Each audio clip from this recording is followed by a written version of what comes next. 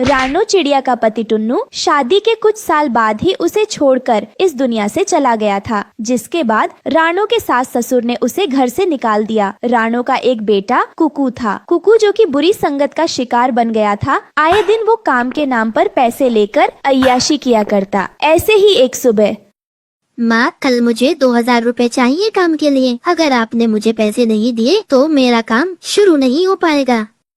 हाँ बेटा, मैं करवा दूंगी, तू चिंता मत कर। जब तक तेरी माँ है वो तेरे ऊपर कोई आंच नहीं आने देगी। रानो इतना कहकर वहाँ से चली जाती है और कुकू वापस से अपने काम में लग जाता है। हे भगवान, अब मैं क्या करूं? मैं तो सेठ जी से पहले ही इतना सारा उधार ले चुकी हूं। अपने बेटे के कारोबार के लिए 4-5 घरों का काम करके भी किसी तरीके से उधार को कम नहीं कर पा रही हूं, और अब दोबारा कुकू को पैसे देने हैं। भगवान, कोई तो रास्ता दिखाओ। रानो जैसे तैसे कुकू को पैसे दे देती है। कुकू चिड़ा उन पैसों से जुआ खेलता है, साथ ही उस पर 5000 का कर्जा और चढ़ जाता है, जिसके बाद कुकू फिर से अपनी माँ से पैसे मांगता है। बेटा, अभी 2 दिन पहले ही तो तुझे पैसे दिए थे, अब इतनी जल्दी पैसे कहाँ से लेकर आऊँ मैं? मुझे नहीं पता, मुझे पैसे चाहिए तो मतलब चाहिए। इतना कहकर कुकू चला जाता है और बेचारी रानो दिन रात मेहनत करके वापस घर आती है तो देखती है कि कुकू शराब के नशे में धुत बैठा है।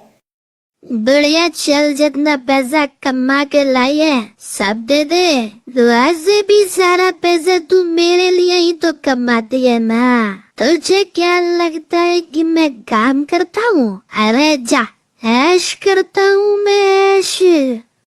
बेटा, मैं दिन रात मेहनत करके तेरे काम के लिए यह सब कुछ कर रही हूँ और तू बुरी संगतों का शिकार हो रहा है। मैं कभी सोच भी नहीं सकती थी कि तू ऐसा निकलेगा।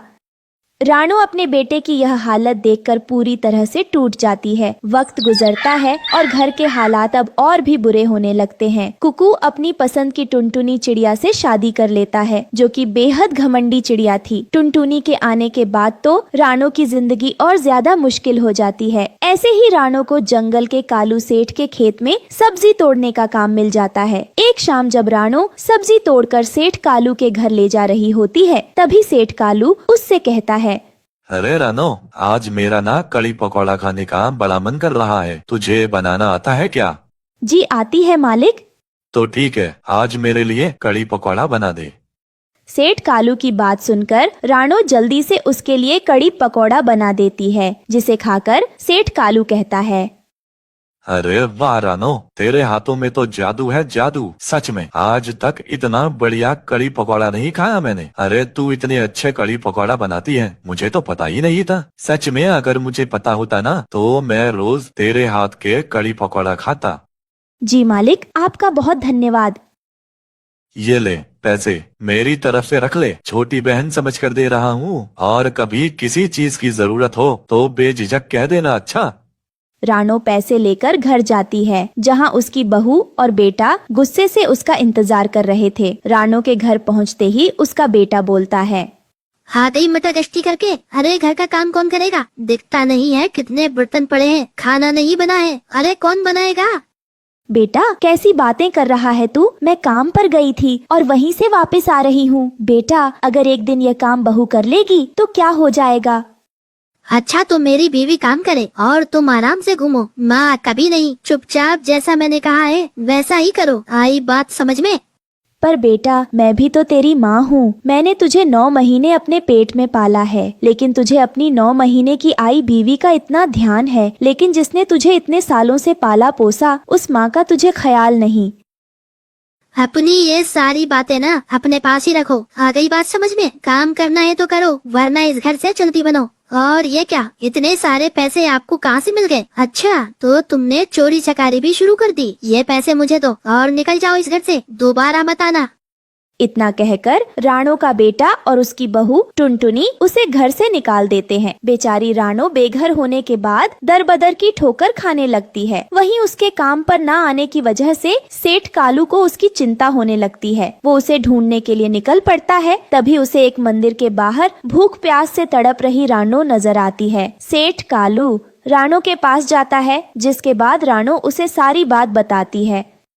अरे मेरी छोटी बहन, ये बात थी तो तू मेरे पास क्यों नहीं आई? अब देख मैं कैसे तेरी किस्मत चमकाता हूँ। तू जानती है ना कि तू कितने अच्छे कड़ी पकौड़ा बनाती है। अब से तू वही बनाकर अपना गुजारा करेगी, अपनी खुद की पहचान बनाएगी। ऊपर वाला है ना, वो सब देख रहा है। देखना तेरे बहू बेटे तेरे पास नाक रगड़ते हुए आएंगे, नाक रगड़ते हुए। इतना कहकर सेठ कालू जंगल में रानो चिड़िया का कड़ी पकोड़ा का ठेले लगवाता है। कड़ी पकोड़ा ले लो, स्वादिष्ट कड़ी पकोड़ा ले लो। उसकी आवाज सुनकर उसके ठेले के पास भीड़ जमा हो जाती है। सब पक्षियों को रानो का कड़ी पकोड़ा बहुत पसंद आता है। पहले ही दिन उसकी बहुत अच्छी कमाई हो जाती है। देखा रानो, मैं कहता था ना कि तेरी खुद की पहचान होगी, तेरा खुद का नाम होगा। देख ले, आज हर गली कोने में तेरा ही नाम है और तेरी ही कड़ी पकौड़े की चर्चा है। वहीं दूसरी तरफ रानो के बहू और बेटे को अपनी गलती का एहसास हो गया था। कुकू की बेरोजगारी की वजह से दोनों पति पत्नी कर्जे का शिकार हो जाते हैं और दोनों भूखे प्यासे तड़पने लगते हैं और हालात ऐसे हो जाते हैं कि उनको भिखारियों की तरह भीख मांगकर खाना पड़ता है। ऐसे ही एक दिन दोनों भीख मांगते मांगते रानो के कड़ी पकौड़े के ठेले पर आते हैं और उससे माफी मांगते हैं।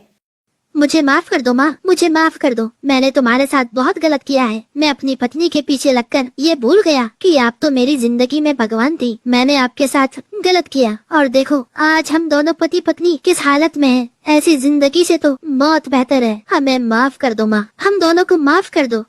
बेटा, तुम दोनों को अपनी गलती का एहसास हो गया, यही बहुत है। अब तुम दोनों को किसी बात की फिक्र करने की जरूरत नहीं है। अब तुम अपनी माँ के पास आ गए हो ना, सब ठीक हो जाएगा। जिसके बाद वो उन्हें पेट भरकर खाना खिलाती है। अब कुकू और उसकी पत्नी रानो के कड़ी पकौड़े के ठेले पर काम करने लगते हैं और उसके कारोबार को आगे बढ़ाने में मदद करते हैं।